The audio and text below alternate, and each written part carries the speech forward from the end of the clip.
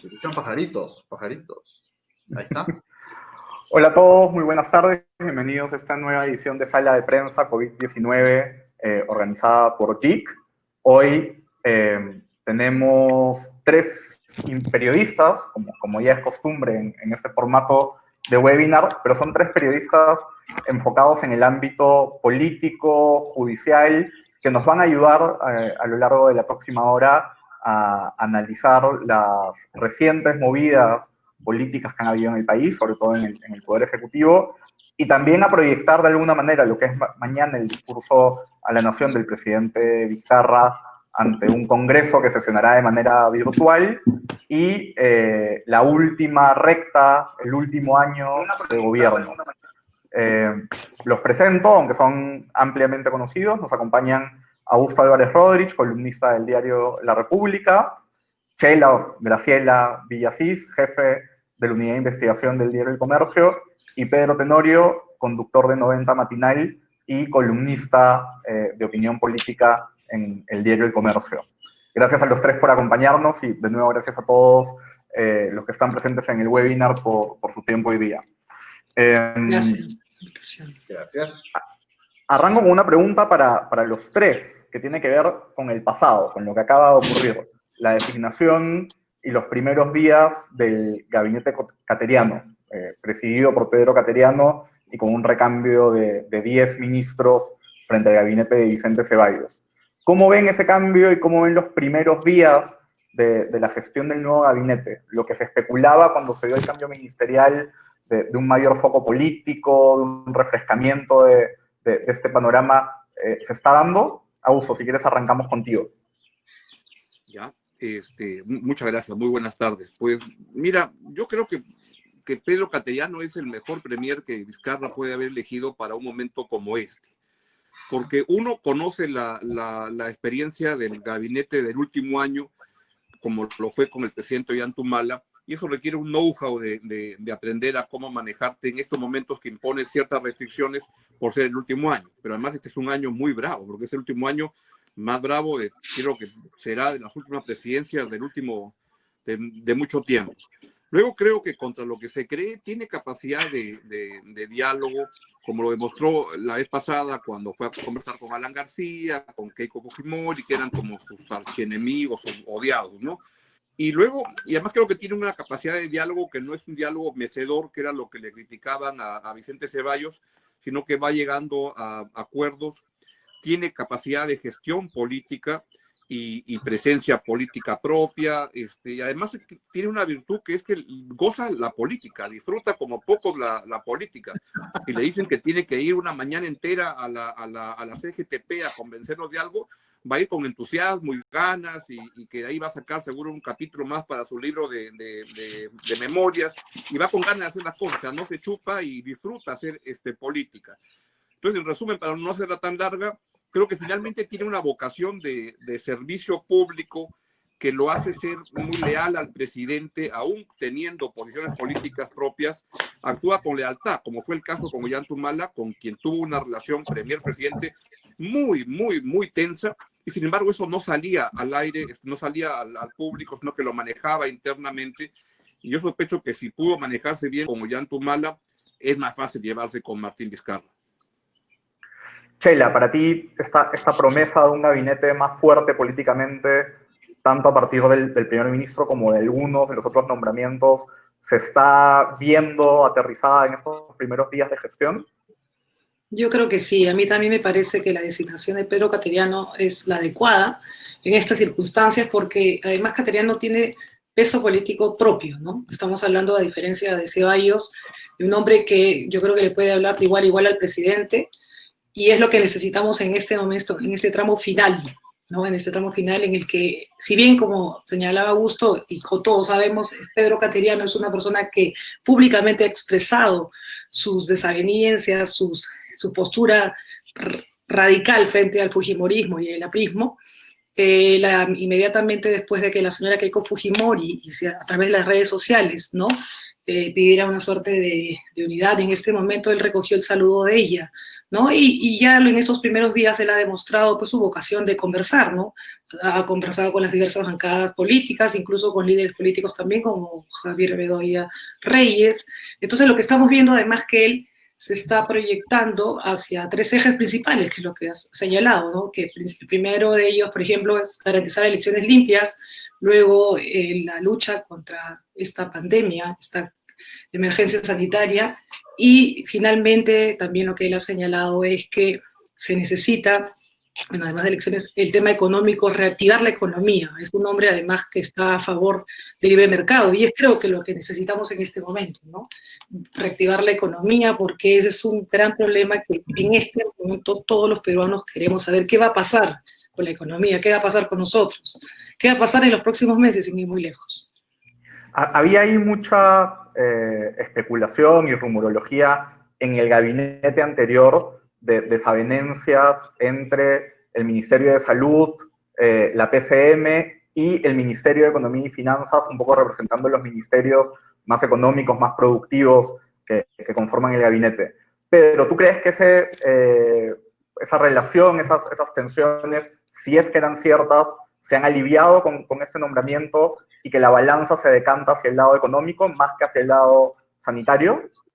Creo que, buenos días a todos, gracias por esta oportunidad. Creo que era evidente que era un equipo desgastado, con un desgaste además muy acelerado por la situación misma de la pandemia, por la crisis, por esta circunstancia que sin duda los tiene durmiendo poco y tomando decisiones que no necesariamente son las que preferirían tomar, pero como consecuencia de la rapidez con que ocurren las cosas y como hay que asumir también decisiones que a veces son difíciles, termina por desgastar cualquier relación. Además, si uno observa que no necesariamente son visiones del mundo compartidas, la que puede tener alguien como Víctor Zamora, que en su momento ha hecho un trabajo importante, pero tiene una visión de la economía, de las cosas y del mundo diferentes a las de María Antonieta Alba, ¿no? Creo que salta a la vista.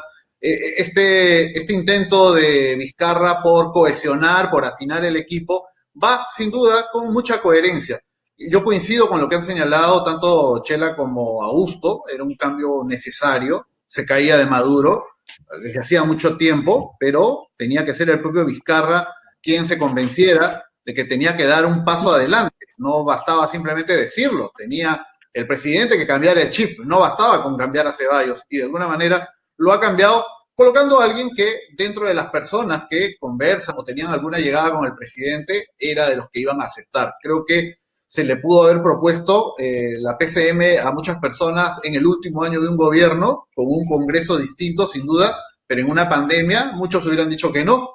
Creo que Cateriano, por lo que percibo a través de su accionar, cuando fue primer ministro con Humala, en estos meses, la actitud que asumió cuando Alan García quiso pedir un asilo en Uruguay, su participación en el debate político, lo pinta como un hombre de Estado, alguien que se asume como que puede cumplir un rol, ¿no? Independientemente de quién esté en la presidencia, pero con quien tenga coincidencias, como es el caso con Vizcarra, que no tiene un perfil presidencial, porque creo que Cateriano es lo suficientemente hábil para saber que en el Perú, para ganar una elección presidencial, hay que tener algunas cualidades que él evidentemente no tiene, pero como presidente del Consejo de Ministros, por lo que ya se ha señalado, puede sin duda desempeñar un rol importante y vamos a verlo. Ha tenido unas primeras semanas, creo yo, auspiciosas, ¿no? Siempre se puede hacer las cosas mejor, pero hay que estar en esos zapatos, ¿no? Es complicado en medio de una pandemia. Y creo que es muy importante saber que puede darle el impulso, el apoyo a la ministra de Economía y a otras carteras que con Ceballos no tenían ese juego, no tenían ese espacio, respondiendo a tu pregunta, y eso se notaba cuando quedaban tan expuestos ante el Congreso, ¿no? Entonces creo que a partir de allí entramos a una nueva etapa y a un mensaje que también genera mucha expectativa por lo que representa en las actuales circunstancias. ¿Cómo ven la relación de Cateriano con el Congreso? ¿Creen que puede realmente marcar la diferencia e imponer más peso político ante las iniciativas de alto riesgo regulatorio que el Congreso está debatiendo y poniendo en discusión? Empiecen. Si quieres hacemos la misma ronda, Ufo, arrancamos contigo. A ver, mira, entiendo que el auditorio en el que estamos es un auditorio de corte empresarial. Entonces, sospecho, cuando hablamos del Congreso, el tema que le interesa a nuestra audiencia ahora es la pregunta directa de si el riesgo regulatorio con el nuevo gabinete ha subido o ha bajado. Es decir, la amenaza del Congreso con las cosas que desde mi modesto punto de vista da cada día tan descabelladas, tan disparatadas, ¿eso va a cambiar o no? Yo creo que el Congreso va a seguir siendo lo mismo, que se ha convertido en una sucursal del manicomio, la Plaza Bolívar, y hay un problema. Lo que sí creo que ha cambiado en el país es que enfrente hay un gabinete diferente. Para empezar, yo tengo la ligera sospecha que el gabinete, o el premier Ceballos y algunos miembros de su gabinete simpatizaban con muchas de las cosas que hacían y que hacen en el Congreso de la República, y que no lo llegaban a decir, pero les parecía estupendo. Y eso no me extraña en un premier que lo que un día, hace como un año y medio, cuando era ministro de Justicia, el señor Ceballos, en la televisión anunció que sería una magnífica idea crear una aerolínea estatal, cosa como esas. Eso ya no va a haber, y por tanto lo que hay es un gabinete que ahora no solo ya no simpatiza con las barbaridades que hacen en el Congreso para perturbar las elecciones, para destruir la perspectiva económica del país, sino que se va a plantar mejor y van a haber más ministros alineados. Yo sospecho que una de las personas más contentas en el gabinete no es los que han entrado, sino que es la ministra María Antonieta Alba, que siente que hoy día tiene un grupo de gente con el que los que puede conversar. A la ministra Alba, por ejemplo, sospecho que le costó un montón de esfuerzo sacarlo de suspensión perfecta de labores, que es importante en un contexto como este, porque había mucha gente en el gabinete que le parecía muy mala idea. Entonces ahora hay un gabinete más afinado, que trabaja junto, y además con la capacidad de persuadir al presidente, que es alguien que escucha a su equipo, de que las cosas que hacen en el Congreso están mal, que hay que oponerse, y no solo eso, con capacidad y habilidad política para salir a la discusión pública y hacerle frente, salir a la televisión, a la radio, a los diarios, a decir por qué está mal, por qué hay un costo tan grande en las cosas que están haciendo en el Congreso, y con estrategia política para oponerse y para plantearle cosas distintas al Congreso de la República. Entonces, creo que el Congreso sigue estando igual de loco, pero hay un gabinete con más capacidad de darle batalla. Pedro, Chelo, ¿ustedes ven a este gabinete poniéndole freno a todo lo que salga del Congreso o eligiendo algunas batallas? Y de ser así, ¿qué batallas creen que va a elegir, tanto en el plano de riesgo regulatorio como en el plano, por ejemplo, de reforma política, donde también ha habido encontronazos recientes, al menos en la etapa anterior de Ceballos? Chela, por favor. Ya, gracias. Bueno, yo lo que creo que este Congreso va a seguir haciendo de las suyas, en realidad. Están haciendo populismo al extremo de llevarnos a un momento económico crítico. Esperemos que en algún momento haya alguna coincidencia, porque la verdad es que no se avisora de ninguna manera eso. Siento que efectivamente el Premier es una persona contemple, o sea, que va a tener que, digamos, tener esa, digamos, agilidad y habilidad política que la tiene para poder llegar a consensos, ¿no? Es difícil, tenemos a un congresista como Resti, tenemos no solamente él, creo que ya son casi todos los que salen a ofrecer el oro y el moro, pero en perjuicio de nuestro futuro, de la economía. Entonces, este último año sí, efectivamente, no puede ser tampoco confrontacional, pero sí se le puede hacer un pare, ¿no? Un pare porque como vamos, no estamos yendo a buen camino. Además, el tema de la pandemia es transversal, es decir, no estamos hablando de un problema sencillo, tenemos además el problema que el Congreso, por ejemplo, todavía, ya faltan 8 meses para las elecciones y el Congreso no aprueba reformas que son necesarias para las próximas elecciones, como por ejemplo este hecho de las elecciones primarias virtuales que se necesitan para empezar el inicio, o digamos, empezar el proceso electoral. Entonces, me imagino que habrán ciertos roces como son propios de la política, ¿no? No tienen que pensar igual necesariamente, pero si has puesto a Cateriano como premier es porque necesitas una persona que digamos, vaya contigo a la lucha o al frente, y que además él haber escogido a sus ministros habla de una cohesión, es decir, más que de coordinación, él va a hacer un trabajo de supervisión, ¿no? De ver cómo están yendo para lograr el objetivo que se está planteando de aquí hasta el día de las elecciones, hasta el 28 de julio del próximo año. Y ahí, tú has dicho, Sheila, con razón, él escogió a sus ministros, esto el primer ministro cateriano lo ha explicitado y defendido en diferentes foros, sobre todo a raíz del nombramiento más controversial del gabinete, que fue el del ministro de Trabajo.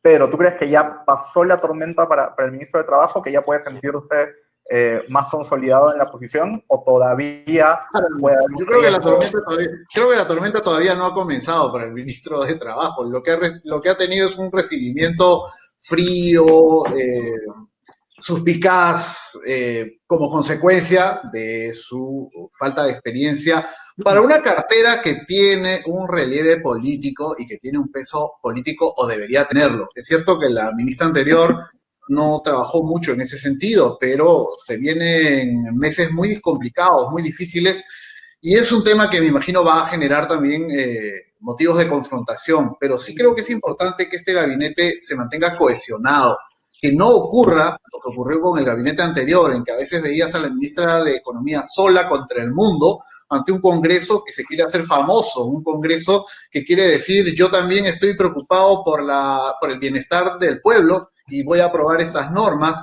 aunque no me interese cómo se van a financiar. Entonces, no pueden dejar sola a la ministra Massetti, no pueden dejar sola a María Antonieta Alba, no pueden dejar solo a Cristo Benavides cuando regrese una tercera o cuarta ola contra el Ministerio de Educación por el tema de SUNEDU. No pueden dejar solo al ministro de Trabajo, también lo iba a mencionar, porque van a venir, imagino yo, tiempos complicados cuando tenga que aterrizar la reactivación económica y la generación de empleos. Y cuando se tenga que establecer, no lo sabemos, pero es probable que se establezcan condiciones distintas a las que hoy tenemos para la generación de empleo, y eso va a producir resistencia en algunos sectores, ¿no? Entonces, creo sí que se necesitaba un ministro con más aplomo y peso político. No estoy en contra de alguien que a los 30 años sin duda ya tiene una experiencia profesional bien ganada, pero acá te toca sentarte con políticos, y muchos de ellos de décadas de maña, y te toca probablemente negociar con sindicatos o con representantes de colectivos que pueden generar paros y problemas muy serios para el gobierno. Además, estamos a puertas de una campaña, si es que no empezó ya. Entonces, creo que la grieta más ostensible de este gabinete viene por el lado de la cartera de trabajo, pero sin duda espero que el ministro nos sorprenda en ese sentido. Sus primeras declaraciones creo que son desafortunadas, ¿no? Sus primeras declaraciones lo muestran como alguien que tiene buena intención, pero carece de las habilidades que se requieren en este momento. Ojalá esté equivocado.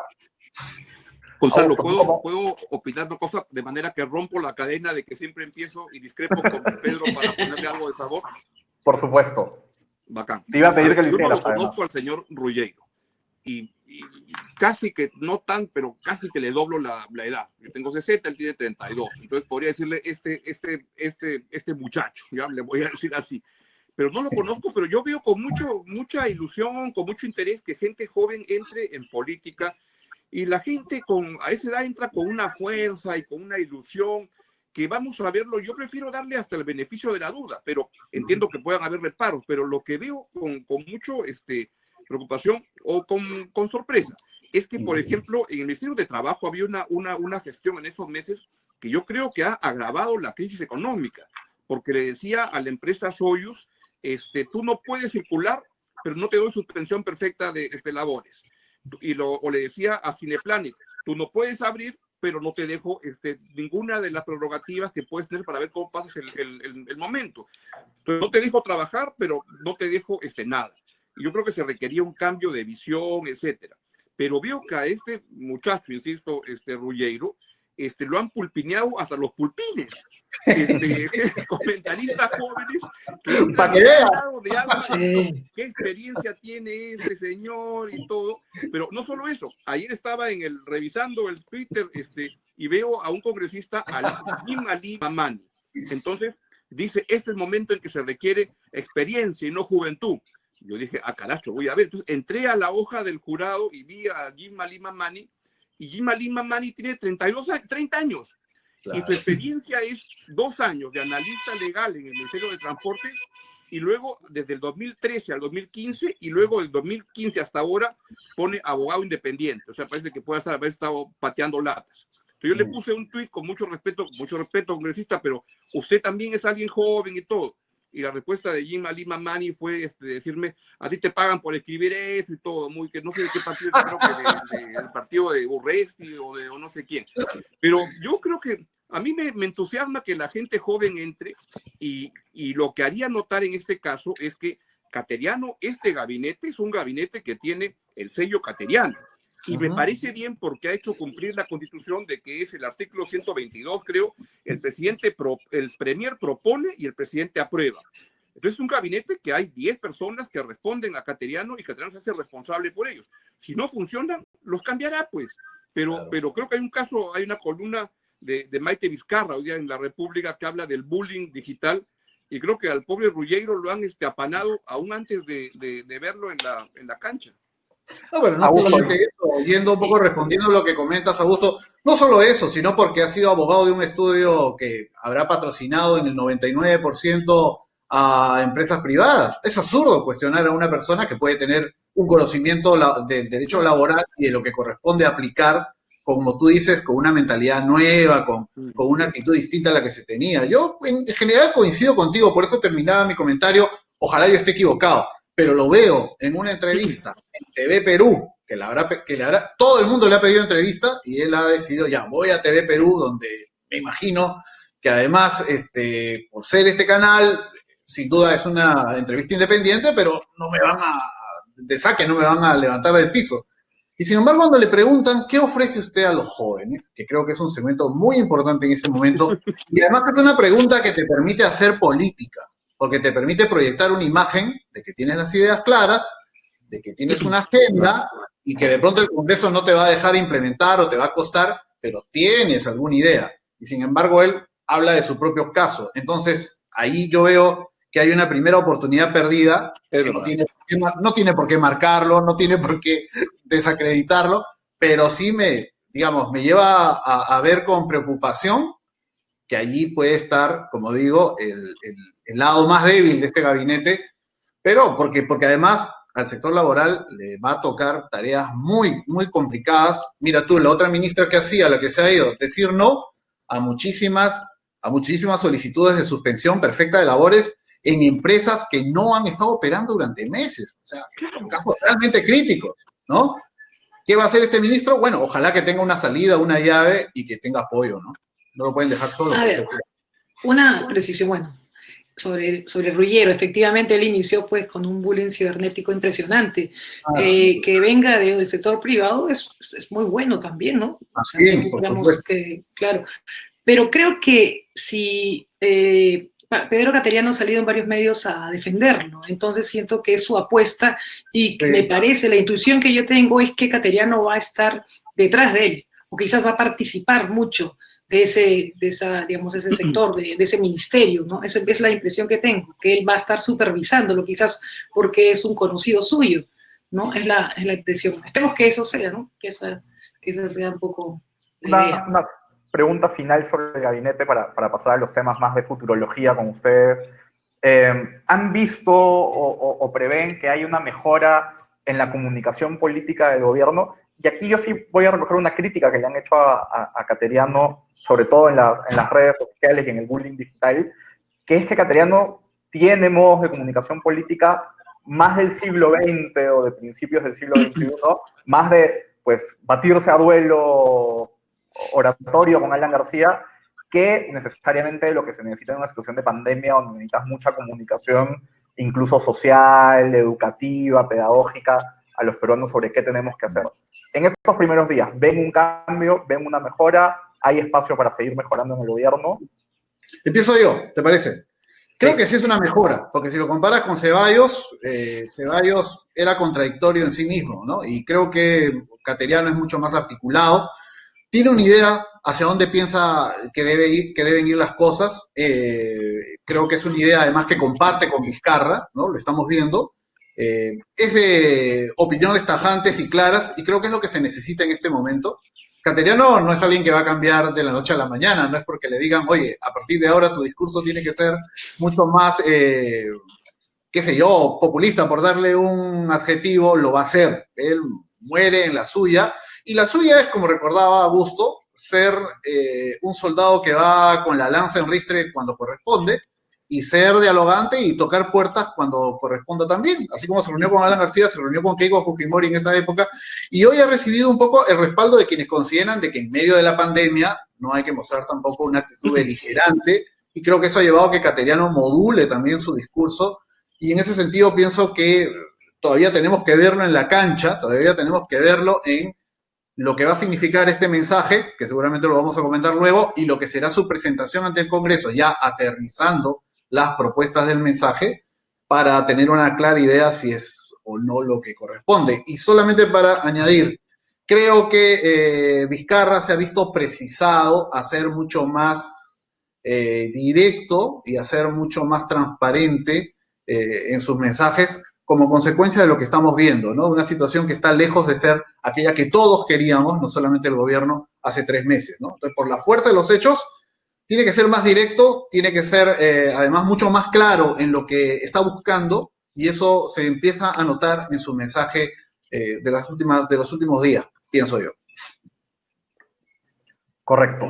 Bien. Entonces, pasando ahora sí a la futurología, esta es como la más sencilla, es pedirles que adivinen lo que va a pasar mañana. En ese tema no ha dejado que Graciela y yo demos un comentario. Bienvenidos, por favor. Augusto, arranca tú. Yo creo que en esto de la comunicación del siglo XXI, yo no sé, pero en mi Twitter, Pedro Cateriano es un tuitero loco, tuitea desde temprano, embalado, o sea, al contrario, es un tuitero bien activo. Ahora como premier irá más despacio, pero que está en las redes y que se mueve, y pone fotos de acá, más fotos que Pedro de lo que come. Pone fotos en la playa, Cateriano, cuidado.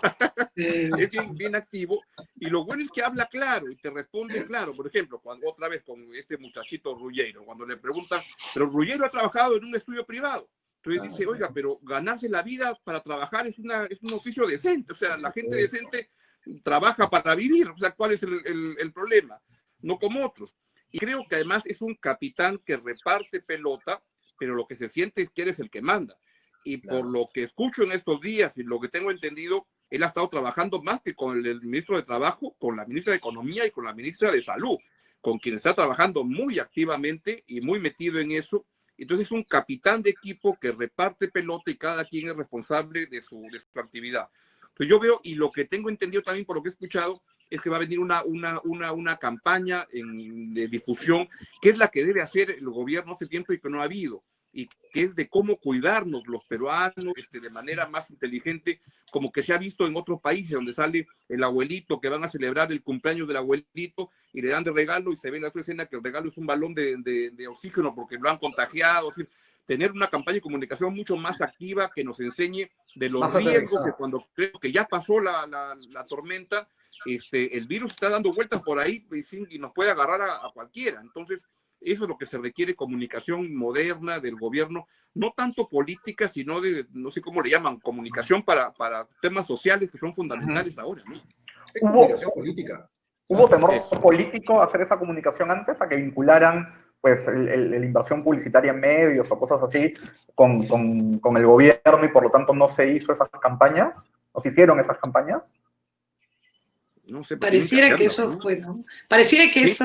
Eso fue, y creo que ha sido un gran error, porque los mensajes no han llegado adecuadamente. Ha habido, mira la cantidad de contagios que se pudo evitar, porque en este tiempo de cuarentena, por ejemplo, se pudieron mejorar o implementar el tema de los mercados, no esperar el mismo día que se levante la cuarentena, por ejemplo, para dar subsidios a los colectiveros.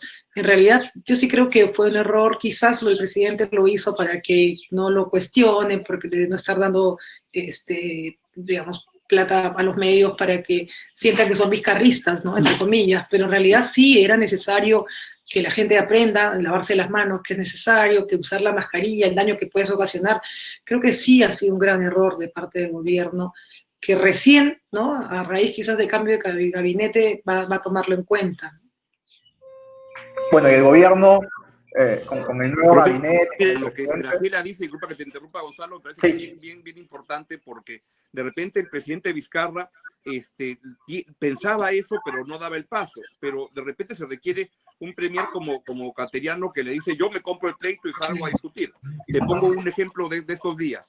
El tema de la intervención de salud en Arequipa era importante, y de repente el presidente Vizcarra, porque él ha sido gobernador antes, le daba como más reparo de sentir como, entre comillas, que invadía los fueros de otro gobernador y cosas así. Pero luego se ve que tienen que entrar, y ya en Arequipa se ve, por lo que escucho en los reportes radiales, que hay un mayor orden, en solo 4 o 5 días. Tanto así que el gobierno creo que ahora tiene un grave problema porque más regiones están pidiendo que intervenga. Y tampoco es que el Ministerio de Salud sea el John Hopkins Hospital, está bien caído, ¿no? Entonces, pero creo que le puede ayudar a tomar decisiones con más rapidez. Correcto. Hablando de cosas que se tienen que hacer con rapidez, mañana es el mensaje a la nación del presidente. Me imagino que deben estar en este momento en Palacio junto con el primer ministro y los asesores del presidente dándole los ajustes finales. Y algo a lo que nos acostumbró Vizcarra en los 2 años anteriores era a mover completamente el tablero de juego político con su mensaje de 28 de julio. Pero tú decías en tu última columna del Comercio que este era el mensaje más importante del presidente, pero le va a ser difícil generar remesones similares a los de los 2 años anteriores. En fin, toda esta introducción es para preguntarles cómo ven, qué anticipan del mensaje de mañana. Si quieres arrancar contigo, Pedro, que lo has estado pensando para tu columna.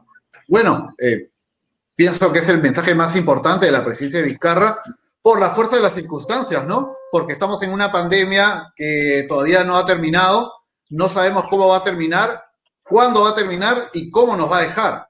Y sin duda eso representa un reto importante para un presidente que quiere trascender. Un presidente que tenía claras, tenía claro cuáles eran sus adversarios del día a día, ¿no? Que apostó por una reforma política y por un referéndum y recibía aplausos, que apostó por un adelanto de elecciones como propuesta y recibía aplausos, que incluso procedió más adelante con el cierre de un congreso y recibía aplausos.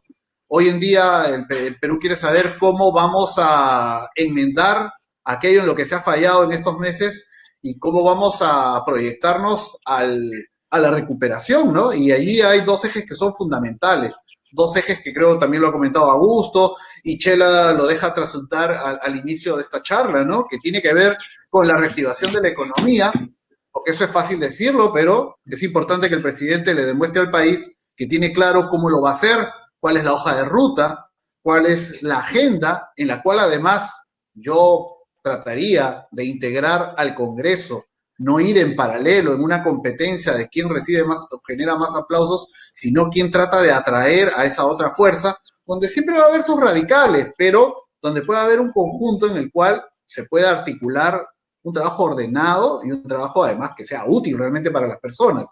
Reactivación económica y el combate a la pandemia propiamente dicho, ¿no? Donde era necesario, por eso decía que el cambio del gabinete cayó por su propio peso, era necesario llegar con otro líder en el sector salud, pues Massetti, y otra cabeza en el gabinete, que no solamente es un refuerzo político para el mandatario, sino, como ha señalado Augusto, un capitán de este navío que tiene que empezar a ajustar y empujar en una misma dirección, no como ocurría anteriormente. Entonces, bajo esos 2 ejes, que no son fáciles para cualquiera, que puedes reunir a todos los analistas económicos y soltar recetas, pero en realidad vamos a escuchar por parte de Vizcarra cuál es ese derrotero que va a señalar a partir de mañana, y luego veremos seguramente a Cateriano ya puntualizando, aterrizando cada una de estas propuestas. Pero si no hay nada de esto, creo que esa va a ser la mayor desilusión. O sea, no espero un mensaje con sorpresas, pero sí temo un mensaje que pueda generar desilusión. Sheila, ¿tú cómo lo anticipas? Yo también creo que, a diferencia de los 2 años anteriores, este será un mensaje sin sorpresas, ¿no? Ya no vamos a ver elecciones, que se convocan elecciones de congresistas, ni tampoco un referéndum, ¿no? Ya estamos más bien en una época difícil, la pandemia ha cambiado toda la actual coyuntura y las circunstancias actuales.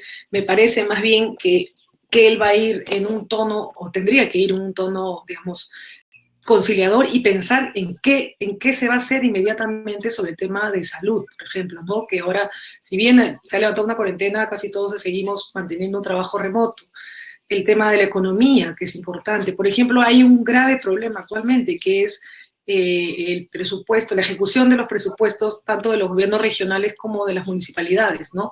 Todos critican que falta esto, el otro, pero cuando revisas, por ejemplo, te das cuenta que, por ejemplo, el hospital de Ate, sin ir muy lejos, el hospital emblema, el coronavirus ha gastado el 51%, el gobierno regional el 20 y tantos %. Entonces, se habla de que el gobierno no ayuda, pero ellos tampoco. O sea, digamos, dentro de sus propias facultades que tienen a través de estos recursos. Y otros también, yo creo que cada vez que el gobierno ha intentado hacer, por ejemplo, o darle la luz verde a un proyecto importante de inversión, pero que de inmediato ha tenido rechazo de parte de la población, ha retrocedido, ¿no? Me parece que Cateriano lo que va a hacer es, Trae la luz verde. como bien dice, lo que Cateriano va a hacer, sí, no, lo que Cateriano va a decir es, yo te apoyo, ¿no? Le va a decir al presidente, yo pongo el pecho, o sea, vamos hacia adelante, porque el presidente lo que siempre tiene, el presidente le gustan los aplausos, ¿no? Y cuando dejan de aplaudirlo, retrocede. Entonces no podemos estar tampoco así, porque es importante reactivar la economía, pero no solo decirlo, sino que proyectos importantes, mineros también salgan adelante, también que la ejecución del presupuesto que se ha asignado a todos los municipios, a regiones, a hospitales, a escuelas, todo, digamos, ¿no? Gire y se haga, no esperar que todos vayan y reclamen. Entonces me parece que lo que viene en los próximos días, o el anuncio, me parece que va por esos 3 ejes que adelantamos inicialmente, que ya lo anunció el mismo Cateriano, ¿no? Que es reactivación económica, que es lucha frontal contra la pandemia, que es lo más difícil, y finalmente elecciones limpias y transparentes. En el tema de salud sí veo que, bueno, a Pilar Macetti le ha tocado lo más difícil, ¿no? Porque estamos, en este momento, no podemos hablar de un rebrote porque el brote nunca se fue, sino de que estamos volviendo a la etapa inicial, de cuando se levantó el estado de emergencia. Salió la gente sin tomar medidas preventivas y los hospitales que ya habían bajado, que ya no había carpas, que ya estaban con camas, digamos, de hospitalización y con puntos de oxígeno, ya otra vez se rebasaron, y la pregunta es, ¿qué se va a hacer con ellos? Ya no hay espacio, ya no hay recurso humano, que es lo principal, no hay médicos. Entonces, no la tienen nada fácil. Te interrumpo un segundo. Tú has estado con la Unidad de Investigación del Comercio siguiendo muy de cerca la situación del sistema de salud, de los hospitales en particular. ¿Has escuchado algún anhelo de qué les gustaría escuchar a los médicos y a quienes están en la primera línea de batalla en este mensaje? ¿Algún anuncio que pueda ser dirigido específicamente a ellos? Bueno, se les prometió a ellos un bono especial por trabajar el doble, que es lo que están haciendo, ¿no? Y según lo que tengo entendido, hace 4 meses no se les paga. Entonces también tiene que haber un incentivo, porque si yo trabajo el doble y expongo mi vida, pues también tengo una familia a quien, ¿no? A quien, digamos, a llegar a la casa, llevar un pan a la casa, ¿no? Primero, eso es un problema para ellos. Segundo, el tema de bioseguridad. Por más que dicen que sí se están llegando EPP, salen en las fotos con algunos, no son insuficientes. No sé si aquí en el mundo entero, pero lo son. Entonces, siempre hay una exposición. Hemos visto que han muerto más de 87 médicos. O sea, no es poco. Y el temor que tienen los médicos actualmente, muchos de ellos los jóvenes, los que están haciendo su serum, bueno, es el temor a contagiarse, por el punto de que incluso quieren renunciar. No tiene que haber más incentivos, pero no solamente ofrecerlos, sino cumplirlos. Y el tema también tiene que haber una política en el tema de las unidades de emergencia, las UCI, COVID. Es decir, siempre se habló, por ejemplo, de cumplir una norma que era 6 pacientes, 1 médico, 2 enfermeras, 3 asistentes. Ahora es 15 pacientes para un intensivista, una enfermera. Es inmanejable. Como ellos señalan, nosotros no podemos ni irnos al baño porque se nos muere alguien. Entonces ellos humanamente ya están desgastados, cansados, ya no dan más, se enferman, luego viene el otro que se curó. Entonces es insostenible esta situación, ¿no? Y encima la ministra Pilar Macetti ha señalado que tenemos un déficit de médicos, y sin ir muy lejos, justo he recibido una denuncia del Hospital Loaiza, en la que señalan, por ejemplo, que están despidiendo un nuevo director a infectólogos, que es lo que más necesitamos, infectólogos, intensivistas, ¿no? O sea, en realidad es una situación bien, bien difícil, que no sé cómo la van a abordar, porque nos falta lo más importante, que es el recurso humano, médicos especialistas para poder combatir esta pandemia que todavía no la hemos superado. Estamos lejos. Agustín, para cerrar la ronda, ¿tú qué anticipas y qué has escuchado del mensaje de mañana? Pues creo que es un mensaje que, como Pedro y Chela dicen, pues viene sin sorpresas porque las circunstancias están dramáticas que todo está muy acotado a lo que tiene que ocurrir. Pero como a veces en estos programas y estas reuniones, si uno dice que está de acuerdo, se pone aburrido y la gente se va, quisiera poner algo de discrepancia. Y muy bien. Pondría que, por ejemplo, yo no creo que este sea el mensaje más importante de Martín Vizcarra. Creo que ahí recurro a algo cuando le preguntaron al profesor Ricardo Gareca cuál fue el partido más difícil de la clasificación. Y dijo, mire, para el Perú todos eran difíciles. No jugamos, no había partido fácil. No jugamos, y en los últimos 10 partidos había que ganar todo o no íbamos. Entonces Vizcarra tiene una presidencia, el presidente Vizcarra, tan accidentada, cómo llegó, cómo empezó en el camino, que cada circunstancia es complicada, y la que viene, que empieza este año, es muy complicada también, pero que la agenda viene casi dada. Uno, pandemia. Y ahí yo creo que le haría bien al gobierno explicar qué es lo que hizo y tener algún tono autocrítico y reconocer errores dentro de un virus que es tan nuevo y que nos agarra con una precariedad del sistema de salud, que le haría bien al gobierno reconocer estas cosas y también los aciertos que los han habido. Y yo le agradecería, si fuera, no sé, el presidente, le agradecería mucho al gabinete que se fue, porque con los errores y aciertos que tuvo, fue gente que se fajó de una manera increíble, y el esfuerzo personal que deben haber hecho los ministros, desde el premier Vicente Ceballos, el ministro de Salud, Zamora, todos los ministros se han sacado el ancho por el país, con aciertos, errores, lo que sea. Yo creo que haría bien el presidente de explicar a la gente qué es lo que está pasando y hacer notar que se han cometido unos errores porque no se conocían las cosas, pero que se sigue trabajando y qué es lo que pueda ocurrir. Y ahí muy importante me parece que es la vacuna. Y la vacuna tiene que haber una explicación del presidente clara de qué es lo que estamos haciendo para estar, cuando venga el reparto de la vacuna, no quedar al final en la cola, sino estar en algún lugar preferente. Y esto creo que es una buena decisión luego de pugnas que se veían en el gabinete anterior y que ahora se van corrigiendo cuando hay un liderazgo claro, en que, por ejemplo, el pleito que habría entre el Ministerio de Salud y la Cancillería por ver quién se encargaba de liderar el esfuerzo, ya se decidió. Es como corresponde la Cancillería, que es la que tiene los contratos internacionales, asesorada por médicos, etcétera, pero ya hay un mando claro. Entonces, pandemia es el punto uno. Y lo segundo es claramente algo vinculado a la pandemia, que es la economía.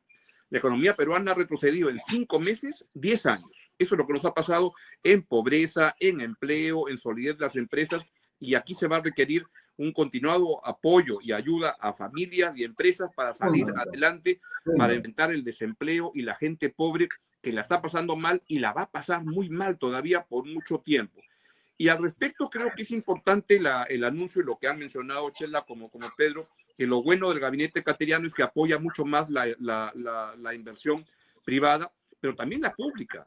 Cateriano no se ha cansado, cuando todavía no era premier, de insistir que hay 15.000 millones de soles de canon minero emposados en los bancos que los gobiernos regionales no gastan. Eso es un pecado en este contexto. O sea, hay que acelerar inversión pública y meterle mucho de entusiasmo a la inversión privada, y ahí creo que tiene que dialogar, pero si no, enfrentar en el buen sentido a un Congreso que está desquiciado en el plano de destruir la perspectiva económica del país. Y lo tercero, que está también algo vinculado a eso, es que la tercera misión de este gobierno, del gabinete del gobierno, el último año, es pandemia. Segundo, la reconstrucción económica y e impedir que desde el Congreso estén petardeando con leyes con nombre propio en la parte política, como también vienen haciendo con leyes con nombre propio en la parte económico. Y si hablamos de leyes con nombre propio, eso es corrupción. Y un factor, al final, pero no menos importante, es que el gobierno tiene que comprometerse a seguir apoyando la lucha anticorrupción, porque como Chela nos recuerda con sus estupendos destapes, el choreo siempre anda viento en popa, y hay muchos juicios que hay que acabar y los que van siguiendo que gente que roba. Y finalmente, si me permites un solo 30 segundos, dentro de todo eso, creo que es bien importante, una clave del mensaje presidencial es que el país requiere una levantada al espíritu nacional, darle un aire al espíritu nacional para sentir que la ilusión de un futuro mejor que se ha mellado en estos meses, pues se puede construir y que eso va a demandar esfuerzo, pero que se puede lograr. Y el pueblo peruano y los peruanos sabemos que cuando hay una ilusión por delante mejorar, hay esfuerzos que se hacen con mucho estoicismo, pero que se sale adelante. Y eso requerimos hoy en día los peruanos, desde el presidente, la sensación de que hay un futuro mejor por venir, aunque cueste mucho esfuerzo. Correcto. Un tema que ha vuelto a la agenda la semana pasada, y aquí, Sheila, quiero arrancar la ronda contigo, es Lavajato, con este pedido que ha hecho el fiscal José Domingo Pérez de suspender a Fuerza Popular como organización política. En la búsqueda de temas que entren a la agenda junto con el COVID, que no termina y no va a terminar de salir en las próximas semanas, ¿tú crees que Lavajato va a cobrar un peso político preponderante nuevamente a partir de pedidos como este? Yo creo que sí, ¿no? Lavajato va a seguir, no ha terminado, va a haber muchas novedades, se ha reactivado porque ellos también pararon el tema de la cuarentena. Y sobre el pedido reciente de fiscal José Domingo Pérez de que se suspenda la agrupación política Fuerza Popular, creo que no es el momento oportuno, me parece, ya estamos en un momento casi preelectoral, ¿no? Creo que si se toma ese ejemplo, serían todas las agrupaciones políticas. Creo que cuando las agrupaciones políticas se iniciaron, pensaron siempre en pensar, en participar, en colaborar, en aportar algo por tu país. Es la idea de un político. Y evidentemente tener una plataforma en la que puedas expresar tus ideas. Suspender a un partido tendría que, si lo haces con uno, bueno, todos los partidos en este momento están siendo investigados, ¿no? También hay otro pedido del fiscal Germán Juárez de suspender al Partido Nacionalista. Entonces, me imagino que también habrá para el Partido Aprista, ¿no? Entonces, no me parece el momento actual o lo oportuno. No, yo creo que debería, en todo caso, individualizarse, ¿no? Las responsabilidades a aquellos políticos que han incurrido en corrupción, que tienen claramente que se han aprovechado en lavado de activos, no sé, pero me parece que esa es la línea, ¿no? No generalizar, es como que, por ejemplo, a ver, Augusto generalizas que donde él trabaja todos son, ¿no?, corruptos, o donde yo trabajo es lo mismo. Me parece que no es, en este caso tengo una posición distinta, pero independientemente de ese tema, Lavajato pues sigue habiendo novedades, o sea, vamos a tener novedades, por ejemplo, ahora mismo vamos a ver casos que tienen que ver con los hospitales, cómo se construyeron los hospitales, por ejemplo, de la región San Martín, donde estuvo el ex primer ministro, el señor Villanueva, ¿no? Vamos a encontrar el origen de muchos de los problemas que estamos viviendo, que no fueron supervisados, pero que entendemos que ya hablaron los constructores de cómo se hicieron, y por eso tenemos un problema de equipamiento, ¿no? Entonces, van a haber novedades sobre eso.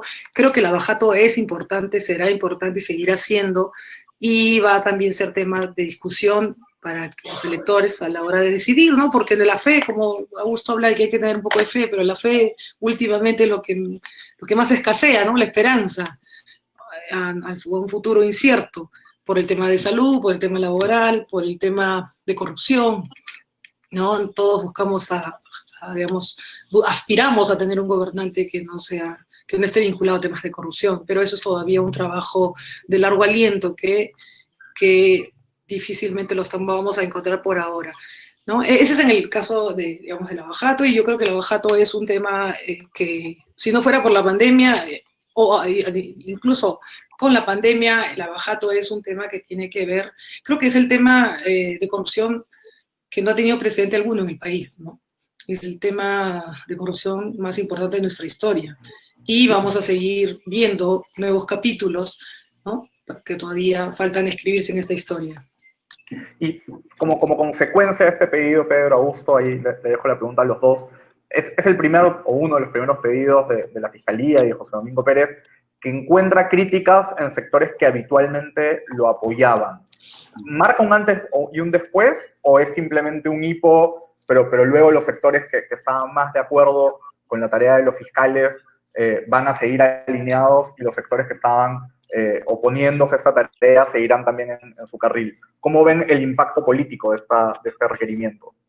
Bueno, a ver, empiezo yo. No creo que sea tanto como un antes y un después. Creo que revela que hay determinadas actitudes, decisiones que asume el equipo de fiscales que son polémicas, ¿no? Y esta ciertamente lo es, por las razones que ha expresado Chela y por las que hemos podido leer en una serie de comunicados y pronunciamientos.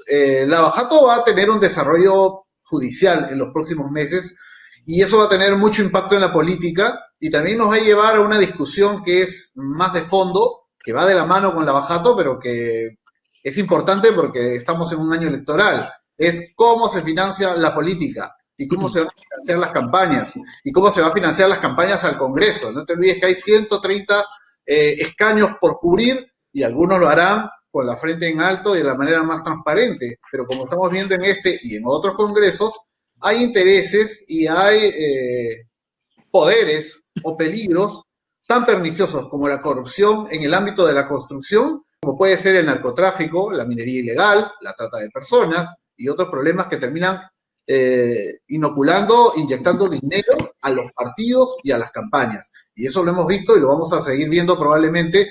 Será labor de la prensa exhibir gran parte de esta problemática, pero no solamente de la prensa. Y la sociedad civil también tiene un rol importante que cubrir. Pero nuevamente, o sea, si no hay financiamiento privado, es decir, si hay una prohibición para que el financiamiento sea formal y transparente, va a continuar habiendo un financiamiento ilícito, como lo hemos visto en otros momentos, y eso es muy peligroso. Entonces, el tema de corrupción y política, sin duda, va a estar presente en estos meses y se va a agudizar conforme venga la próxima campaña.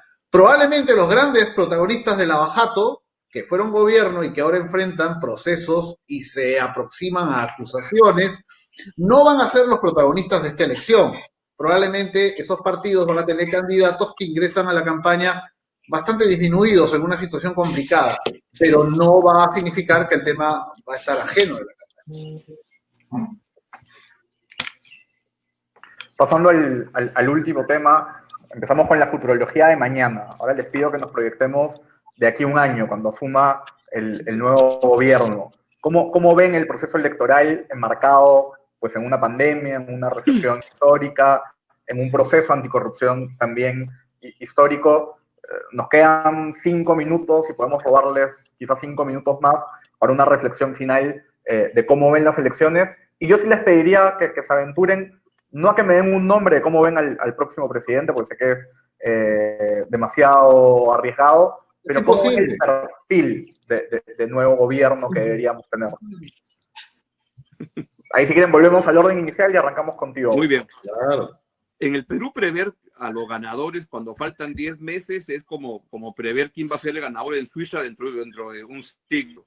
Es muy largo, ¿no? Acá en 10 meses pasan muchas cosas, pero sí me parece que algo claro es que las ideas más sexys de esta elección, es decir, cuáles son los temas que el elector va a estar más interesado, te pueden ayudar a prever quién puede hacerla, a quién puede irle bien. Y una idea sexy de esta elección es el populismo económico. La gente está muy mal y va a estar muy abierta, muy predispuesta a escuchar cosas como las que escuchamos en el Congreso cada día, que, insisto, parece sucursal del manicomio. Segundo, está el tema autoritarismo político. Y en estos tiempos la gente demanda o está dispuesta a ceder derechos individuales a costa de cosas como seguridad, que me lleva al tercer tema, seguridad interna. Cuarto, salud. Una plancha que lleve a un doctor muy reconocido, a una doctora, le va a ir bien. Quien lo logre persuadir al doctor Huerta va a cañón en esta campaña. Y por último, el tema antifujimorista, que creo que está muy marcado por la debacle del fujimorismo en estos años y va a seguir siendo sexy. Entonces, es uno, populismo económico, autoritarismo político, seguridad interna, porque va a haber mucha delincuencia, salud y cuarto, antifujimorismo. Y de la vitrina, si uno sale a hacer shopping y mira lo que hay, creo que Urresti es el que está más pintadito para encajar con estas categorías y le puede ir muy bien. Por decir esto, el señor Urresti me ha sacado una publicidad suya diciendo al final de la publicidad que a Urresti le va a ir estupendo. Lo que no dice es que le va a ir estupendo por las malas razones, porque pone cosas que son muy malas, pero creo que con todo lo que cambia, Forsyth está primero en las tendencias de hace ya como 5 o 6 meses en 22, 23%, pero Urresti puede atropellar muy bien y es un candidato de fuerza que lo hemos visto en campañas pasadas viniendo de atrás y atropellando bien.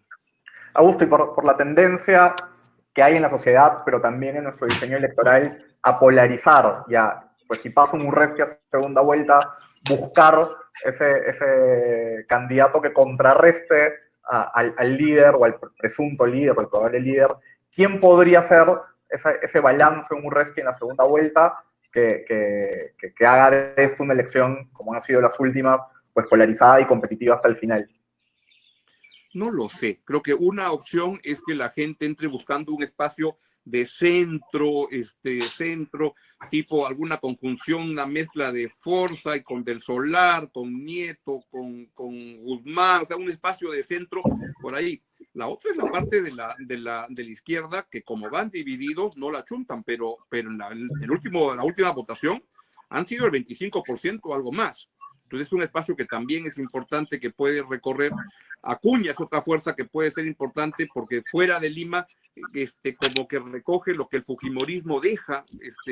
Creo que la verdad, mi bola de cristal está bien humedecida. No veo nada claro, la verdad. Y perdóname que... Está empañada. Está empañada. ¿Tú crees, Augusto, y con esto cierro contigo y seguimos con la ronda con Chely y con Pedro, que Urresti genere lo que en su momento generaron Keiko Fujimori y Ollanta de una aglomeración de intereses y de votantes y de sentires de todo menos él, que haga que el que llegue a la segunda vuelta con un Urresti pues tenga mucha posibilidad de ganar simplemente porque aglomere este anti? No lo sé, la verdad, no lo sé. Creo que en esta ocasión va a ser difícil. Siempre se habla que el Perú gana la elección el mal menor, ¿no? Y entonces no sé quién será el mal menor, contra quién se enfrente, pero yo la verdad que en los últimos 15 años he votado siempre por mal menor y me ha ido mal, así que creo que voy a buscar al peor de una vez y ganar. Bueno, Chela, tú también ves tu Urresti despuntando, y cómo ves tu proyección electoral.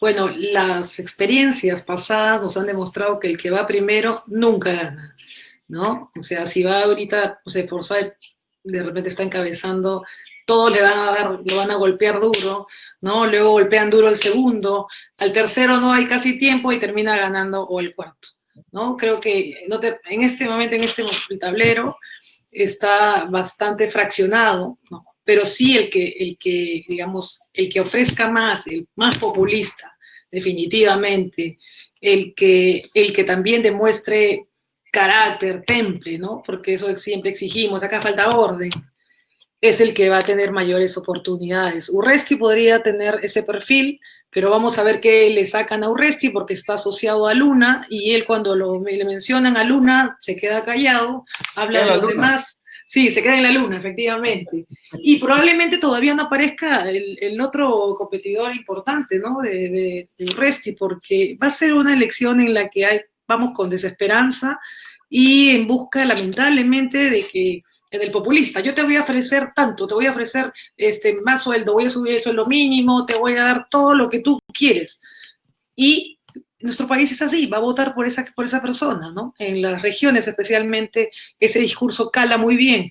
Entonces es preocupante porque otra vez más nos vamos a enfrentar a un outsider, ¿no? Sin partido probablemente, con ofertas electorales demasiado ambiciosas que quizás no pueda cumplir. Y sí queremos siempre orden, seguridad, y ahora también va a ir el tema de salud, que es un nuevo, digamos, elemento que se adiciona a esta fórmula que, como dice Augusto, podría perfectamente ir digamos, una eminencia o un destacado infectólogo, médico, especialista en lo que estamos viviendo, ¿no? Yo podría decirte que no me atrevería a decirte quién podría estar cerca de ganar, porque en el Perú todo es posible y las elecciones se definen en las últimas semanas. Mira, Susana, por ejemplo, Susana Villarán, que iba creo que el puesto 12, terminó siendo la alcaldesa de Lima. Ollanta Humala, me acuerdo, en la elección iba en el 5º lugar. Alan García iba en el puesto 7º, presidente. Keiko Fujimori iba primera, ya estaba a punto de ganar, faltando 4 días, incluso 4 días o 5 días antes le daban prácticamente las encuestas como favorita y perdió. Entonces, nada es previsible en este país. Nosotros vivimos en el país de lo inesperado, así que cualquier cosa puede pasar, pero lamentablemente estamos expuestos al populismo, ¿no? Y ojalá pues que Urresti tenga un buen contendor, que no sea necesariamente, que tenga un mejor discurso, aunque no sé si llegue a calar. Pero tú coincides con esa predicción, populismo, Como dice salud Chela, y mano dura. Como dice Chela, lo único previsible es que nada es previsible, ¿no es cierto? Sí. Mira, Augusto ya se molestó, ya apagó la cámara, ya escucha como que, ¿no? Se calienta un chicharrón. Bueno, yo difiero un poquito de lo que señala Augusto respecto al tema del populismo, ¿no? Que de saque vaya a ser una fuerza determinante para definir la presidencia en la próxima campaña. Creo que va a depender mucho de cómo lleguemos a diciembre. Si llegamos a diciembre como un país devastado económicamente, donde ya no hablamos de 2.700.000 personas que han perdido sus empleos en Lima y Callao, y quiera que esto no ocurra, pero hablamos de muchos más, de gente que deja de estudiar, de personas que ven disminuir sus ingresos y se ven angustiados pagando deudas. Entonces la situación allí sí va a ser definitivamente favorable a cualquier oferta que nos suene tentadora, aunque carezca de sustento, como ocurrió el año 90. Aquellos que nos acordamos un poquito de cómo era y otros que lo han leído y lo conocen, cómo estaba el país destruido económicamente y también por el tema del terrorismo del año 90 y lo que ocurrió. Pero si estamos en diciembre con un país en proceso de recuperación, con algunos planes claros de hacia dónde tiene que ir la reactivación económica y con resultados que van saltando a la vista, creo que el votante va a ser, en su mayoría, cauteloso. Cuando tuvimos la elección a la alcaldía de Lima, el tema fundamental en un momento en la campaña era la seguridad ciudadana. Y entonces todos o muchos pensaban que Urresti la tenía servida. O era un tema de Urresti o era un tema de Reyardo. Y sin embargo terminó ganando Jorge Muñoz, porque supo empatar con una mayoría que estaba harta del cemento, de lo cosmético, de las microondas mañaneras de Castañeda y quería una idea de ciudad. Que eso todavía no se concrete, es otra cosa, pero creo que ahí el votante nos dio un mensaje, una señal interesante. Yo pienso que si a diciembre llegamos en las circunstancias que todos queremos llegar, la elección se puede definir sobre planteamientos que sean mucho más sensatos de los que hoy, por ejemplo, vemos en el Congreso. Pero si llegamos en una situación de crisis que se agudiza, sin duda va a haber mucha gente desesperada y va a ser un fenómeno que no solamente lo vas a ver, como a veces ha sido usual, al sur del país, que tiene una posición, como se suele decir, mucho más de izquierda, mucho más intervencionista, sino que vas a ver también esa manifestación en el norte, en Lima, que suelen ser los bolsones que definen la elección, ¿no? A aventurar algún candidato con posibilidades, complicado, porque hay que ver primero qué decide el Congreso respecto a si tienen que estar inscritos 6 meses en el partido para postular, ¿no? Que es una posibilidad que muchos han advertido como antidemocrática, pero que sigue latente todavía en el Congreso. Y si eso se aprueba, chau Urresti, chau Forsyth, chau del Solar. Entonces, vamos a esperar todavía un poquito para ver cuáles son los jinetes que se colocan en el partidor y cuáles son las alianzas que van a tejer, porque dudo también que ganen como candidatos unitarios, como se veía antes, sino que van a ser plataformas, van a ser, digamos, alianzas, ¿no? Conjuntos que se van a unir y que van a impulsar alguna candidatura con posibilidades. Pero todavía estamos muy lejos de eso, ¿no? Bueno, Pedro, Augusto, Sheila, se nos ha acabado el tiempo. La verdad es que nos podríamos quedar conversando mucho rato más y todavía queda aquí mucha gente interesada en esta conversación, pero por respeto a los tiempos de todos vamos a dejarlo acá y seguramente nos encontraremos en unos meses a hablar sobre todo de las elecciones y ver si la bola de cristal se desempaña un poquito. Yo les agradezco muchísimo a quienes nos han acompañado y sobre todo a ustedes tres por sus comentarios y por su participación en este webinar. Muy bien, Gracias, un placer. Gonzalo, y gracias a todos los que nos han acompañado. Gracias a todos, gracias Chela, gusto. Gracias Gonzalo. Igual manera. Muchas gracias. Chao, gracias. Me gusto, Gonzalo.